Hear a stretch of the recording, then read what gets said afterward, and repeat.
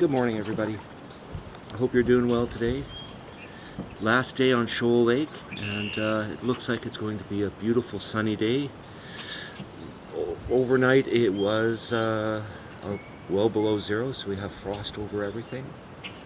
But it is a wonderful place to be, out on the lake, paddling, having a little bit of quiet time with nature.